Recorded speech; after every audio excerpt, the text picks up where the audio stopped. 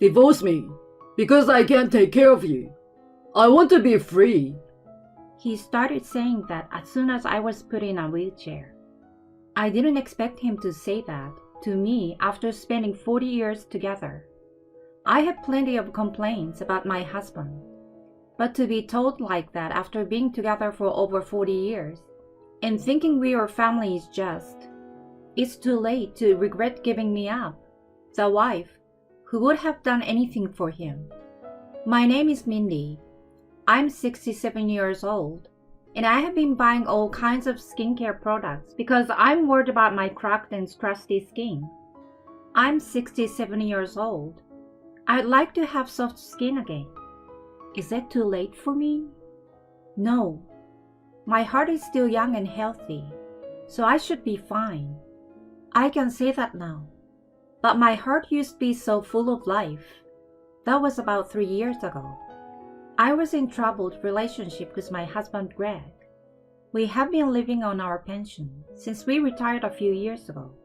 My husband, who was a high school graduate and a general manager of a major construction company, started acting like a boss at home, perhaps as a reaction to his resignation from the company. My husband and I used to be very close. His father, and my father for that matter, is also a patriarchal man. I grew up in the countryside, and it was common for my friends to have a domineering husband. Because of this, I was strangely convinced that wives were treated like this everywhere. Nowadays, people are saying, a husband who is domineering towards his wife is not a good husband. I feel that this is true though. My stubborn husband and Regina, our only daughter, have always been at odds with each other. As an adult, she is in touch with me, but she and my husband are estranged. Even my daughter rejects him. I must be the only one who can get along with my husband. If it's his domineering nature, I could accept it because I'm used to it. After retirement, my husband started to nag me about how I didn't clean the house well enough, or how inefficiently I did the housework, and I honestly thought it was a nuisance. When I asked him if he wanted to have lunch, he would say, Just something simple. And when I served him a simple meal, he would get angry at me for cutting corners. When I was cleaning the kitchen, he would say that the drains were not clean enough. I was just about to do it.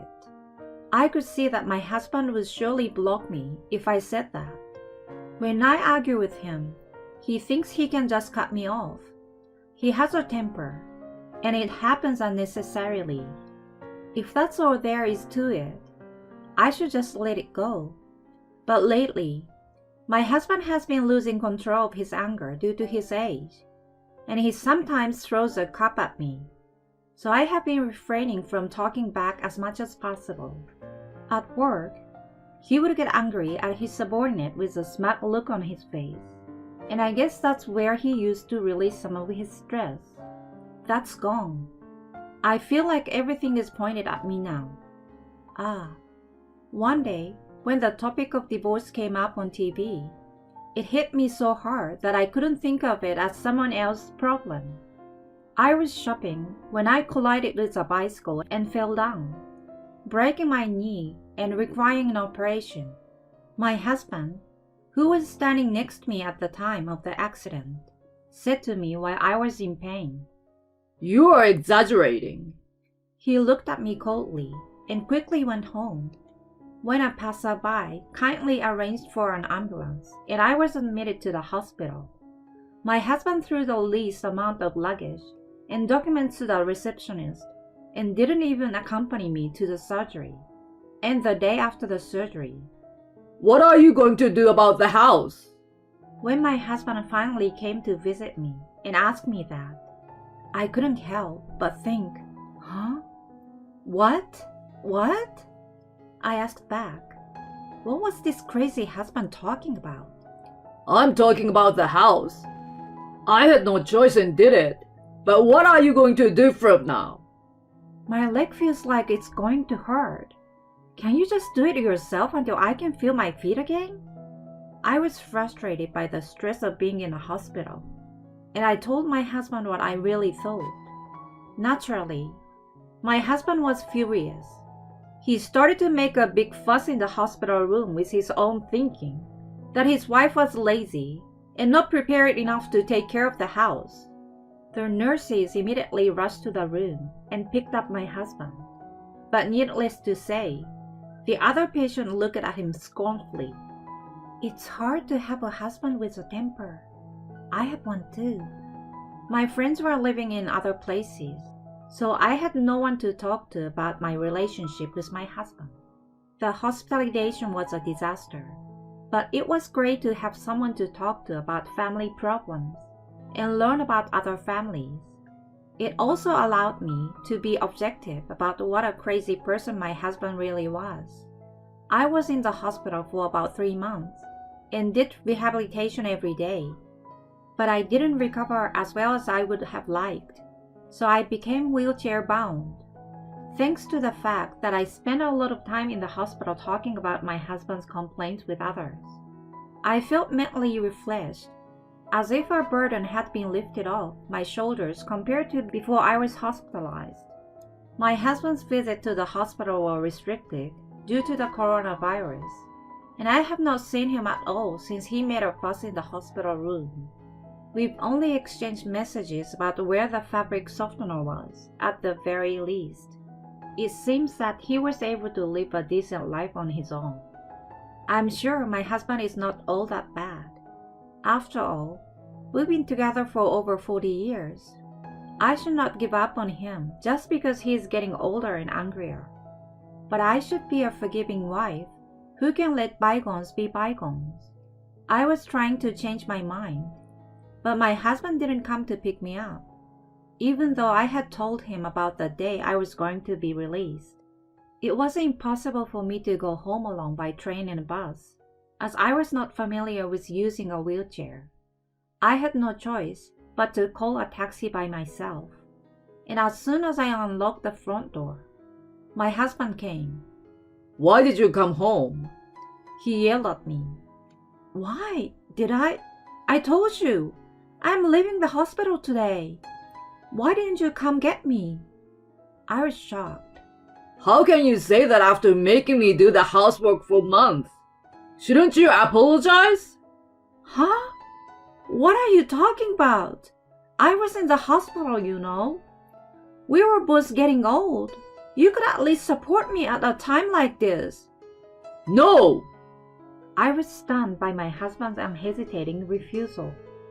They told me at the hospital, you know. You are going to be in a wheelchair. I don't want to take care of someone who is going to be in a wheelchair. Divorce me because I can't take care of you. I want to be free. Even though I'm alone, I know I can do the housework and clean. I will never be as good as you after decades of housework. But I'd rather live on my own than live with the burden of having to take care of an old woman with a bad leg. I was stunned that he thought that way when I heard his complaints one after another. Somewhere in the back of my mind, I had believed that my husband's personality was just distorted after retirement, but that he was still the same, and that after 40 years together, we still had some sort of affection for each other. It is true that the words divorce at a ripe old age had been floating around in my mind, but I thought I would never choose that path simply because I had a longing to be a free woman. We've had our fights, but we've always managed to get along, and I assumed that we had a good track record and would continue to do so. Are you sure? You will regret it. When I asked my husband, he said, I would never do that. Okay. Let's get a divorce. I will be out of here by the end of the day. Since you're the one who asked, can you help me pack my bags? It's not that big of a deal. You are leaving anyway. I almost cried a little when I saw my husband smiling so contentedly, but I held it in. Oh, how easy my marriage was. It's a bitter story to think that it will end with a short exchange of divorce me, and I understand. Then my husband and I divorced as we had declared, and I spent my days working hard in rehabilitation. Rehab was tougher than I had imagined, but my rehab teacher was kind, and I made many friends around the same age, so I was able to continue to have fun. Then one day, I received a call on my cell phone from my husband. It had been a few months since my divorce, but my belongings were still in the house. I asked him what was left, thinking that I could have him throw some of it away, but he was adamant about not telling me. He said he didn't want to mail it because the post office was too far away. I was afraid to go to his house because I thought it would be too much trouble. So I set a meeting place at a busy park near his house. On the day of the meeting, my husband was waiting for me at the park in his wheelchair. His hair sticky and his clothes shabby. What happened? He didn't answer my question, and he looked at me again. Why aren't you in a wheelchair? He asked. It was just a broken bone. It was a slow recovery, and now, as you can see, I can walk around with a cane. Didn't they explain that to you at the hospital when I came in? No, You didn't hear about my surgery because you weren't interested, right? That's right. Huh, you're the worst. So, you look... What's wrong with you? I'm asking you out of shame. Please remarry me. For the second time in my life, my husband proposed to me. Why are you talking about this? I asked him, and he began to tell me the story of his life. Apparently, the reason he was in a wheelchair was because he had fallen off a riverbank on his bicycle and damaged his knees. I couldn't help but say, I told you so. My husband enjoys cycling on his cross bike, but he has a habit of going too fast. He fell and broke his ribs a few times when he was younger. Thank goodness he didn't cause any problems for others. I often advised him to refrain from driving too fast, saying, I know it's your hobby, but it's dangerous. But of course, my husband would not listen to me, and as a result, he ended up in a wheelchair, which I can only say was his own fault. The hospital suggested that I use a home care service, but I don't want a complete stranger taking care of me. You will just have to live with that. I can't. I want to remarry you. As you can see, I can't take a bath or wash my clothes. I can't stand it. Help me.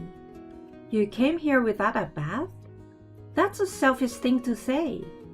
Do you really think anyone will accept such a messy proposal? How could you think of remarrying and having me take care of you when you thought you'd confined to a wheelchair?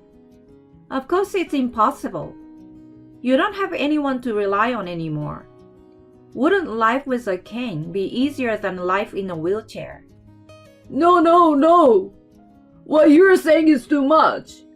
He's a man who has always done nothing, so he takes it for granted that someone will do something for him. But absolutely not. I don't want to remarry because you are paying a butt.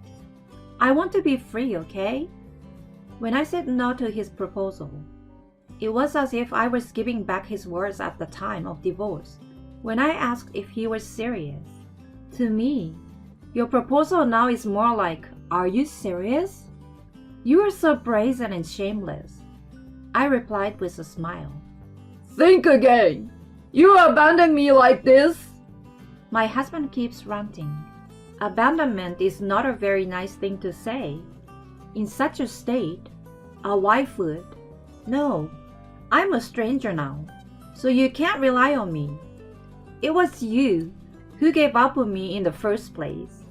The accident, your condition, it's all your fault. You can live the rest of your life with your dirty hair and shabby clothes and not bathe at all.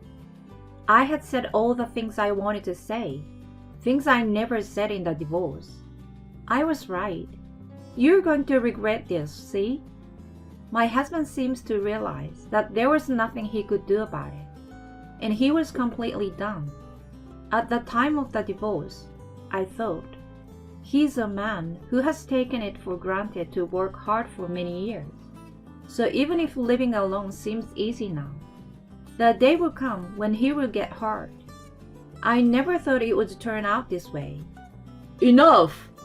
I will give up on you and have Regina take care of me.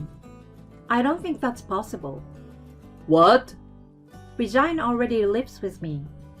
I mean, she hates you. Her husband hates you. And you think you can count on her now? My husband stood there stunned at my words. I think he really wanted to rely on our daughter. I wonder if the bike ride had messed with his head too.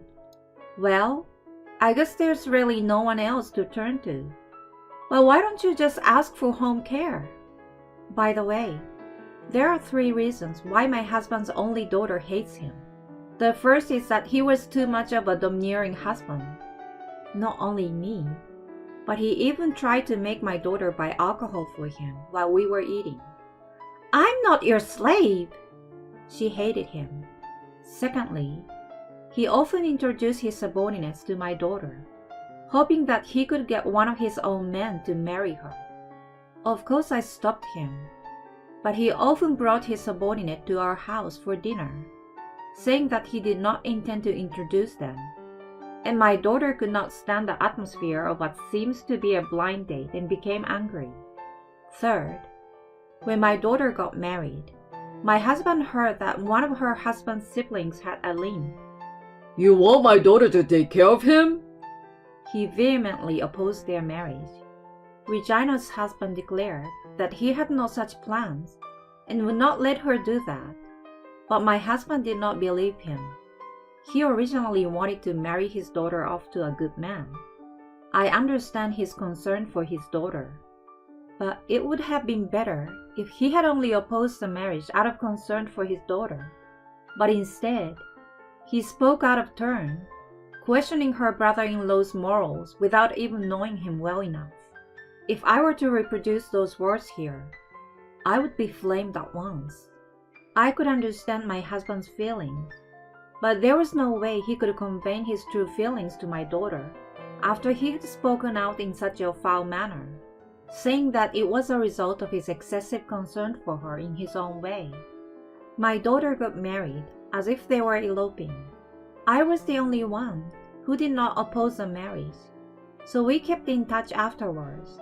But as I said before, my husband has been estranged. There was absolutely no room for him to live with his daughter and her husband in that house. In the end, their married life is going well, and she is living comfortably as a full-time housewife. I can say that their marriage was a good decision. In fact, I feel sorry for my daughter because I'm now the one who depends on her now that I'm divorced and don't have anywhere else to go. But my daughter Regina says, I really like your beef stew, so please make it again when you get well. I was glad to hear her say that. When I told him about our situation, he said, Then what should I do? You're not a baby. You can figure it out on your own, right? Well, no. I have my daughter waiting in the car. Take care. I said that and left. I'm a woman walking with a cane, and he's a man in a wheelchair. He could have caught up with me if he tried, but he didn't. He was just stunned.